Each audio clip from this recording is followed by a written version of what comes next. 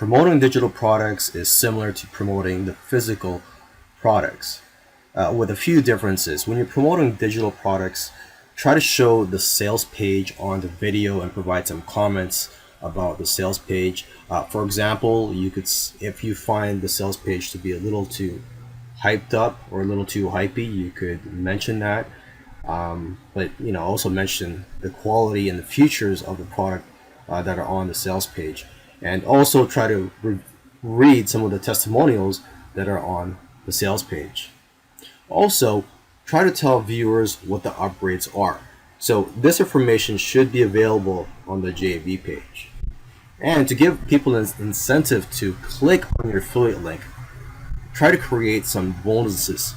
You don't have to make the bonuses yourself, but you could just use private label rights content and use that as bonuses. Okay. You should also try to show the viewers the members area. So you should try to get a review copy if you can, and if you cannot, just purchase the product, and customers will see that you actually took the time to review the product. And tell them all the things that you'll like about the product, and mention a couple of things that you dislike, because like I said in the other video, if you mention what the weaknesses are or what you do not like about the product, people will respect your review more, and they'll see that you're being honest.